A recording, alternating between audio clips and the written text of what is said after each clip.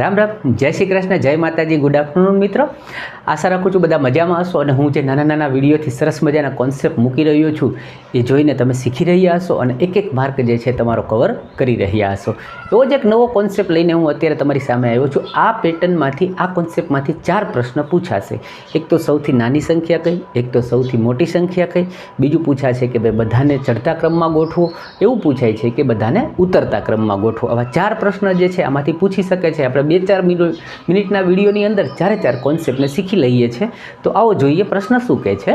Okay, તમને વર્ગમૂળ, ઘનમૂળ, ચોથું મૂળ, છઠ્ઠું મૂળ આ ટાઈપનો પ્રશ્ન પૂછશે. જેમ કે અહીંયા ઘનમૂળમાં 4 છે, વર્ગમૂળમાં 2 છે, છઠ્ઠા મૂળની અંદર 3 છે અને ચતુર્થ મૂળની અંદર 5 છે. પહેલાં તો આ જે વસ્તુ છે એને જે આપણે બીજા સ્વરૂપમાં પણ લખી શકીએ છીએ. જો તમને ખ્યાલ હોય તો આને આપણે 4ની 1/3 ઘાત તરીકે લખી શકીએ, આને 2ની 1/2 ઘાત તરીકે લખી શકીએ.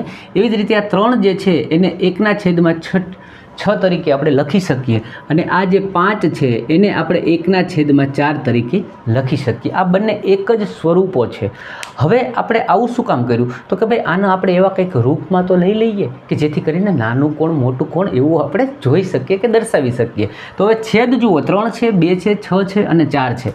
આ બધાને આપણે કંઈક એવું લઈએ કે એનો લસા લઈ લઈએ કે જેનાથી આપણે આ છેદને ક્યાંક ઉડાડી દઈએ. આ જે અંશ ઉપર આપણને આવેલું જે છેદની અંદર અંક છે એને આપણે શું નાના ફોર્મેટમાં ચેન્જ કરી શકીએ. તો હું લસા 12 લઈ લઉં, એટલે કે હું બધાને 12થી ગુણી નાખું જેથી કરીને કંઈક એવું સ્વરૂપ મને મળે કે હું કોણ નાનો ને કોણ મોટો એવું ઓળખી શકું. એટલે આપણે શું કર્યું, બધાને 12થી ગુણી નાખીએ. જો 4થી 12ને આપણે ગુણીએ, 4 તેરી 12, એટલે હવે 5ની 3 ઘાત થઈ ગઈ. 6 2 ને 12 એટલે 3ની 2 ઘાત બની ગઈ. અહીંયા 2થી આપણે 6, 2 6 12 એટલે અહીંયા 2 છે એની આપણે 6 ઘાત મળી ગઈ. અને અહીંયા 3થી 3 ચોકું 12 એટલે 4ની આપણને કેટલી ઘાત મળી, 4 મળી. 2ની કેટલી ઘાત મળી, 6 મળી. અહીંયા 3ની 2 ઘાત મળી અને અહીંયા 5ની 3 ઘાત મળી.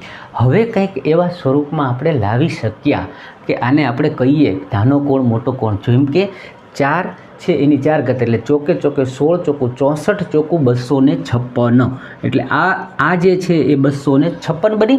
અહીંયા 2ની 6 ઘાત, 2 દુ 4 દુ 8 દુ 16 દુ 32 દુ 64 દુ બરાબર 64 એટલે આ બન્યું 64. 3ની 2 ઘાત એટલે કે 9 બન્યું.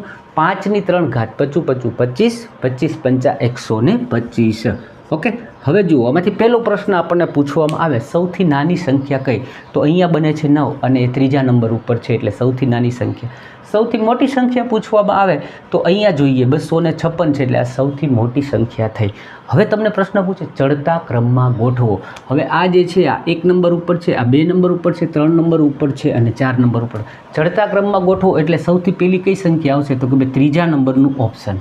ઓકે, પછી 2જા નંબરનું ઓપ્શન, પછી 4થા નંબરનું ઓપ્શન, પછી આવશે 1લા નંબરનું ઓપ્શન. તો આ આપણે જે છે એ કેવી બનાવી, ચડતા ક્રમમાં આપણે ગોઠવી. ઉતરતા ક્રમમાં પૂછી લઈએ તો સૌથી મોટી પહેલાં આવશે તો આને આપણે ઊંધું લખી નાખીએ એટલે આ થશે 1 4 2 અને 3. તો આ ઉતરતા ક્રમમાં થઈ ગઈ. એકદમ સરસ રીતે કોન્સેપ્ટ જે છે મેં તમને સમજાવી દીધો છે મિત્રો. આ ટાઈપનો પ્રશ્ન આવે માર્ક ખોતા નહીં, એની જવાબદારી તમને સોંપું છું કે આનો માર્ક લઈને જ આવજો. ઓકે, વિડીયો સારો છે, માહિતીઓ આવી રોજ અવારનવાર હું સારા વિડીયોથી આપું છું એટલે મારી સાથે જોડાયેલ રહેવા માટે નીચે આપેલું સબસ્ક્રાઈબનું બટન એક ટચ કરી દેજો. અને વિડીયો સારો લાગ્યો છે, મજા આવી હોય, શીખવા મળ્યું હોય તો એક લાઇકનું બટન પણ પ્રેસ કરજો.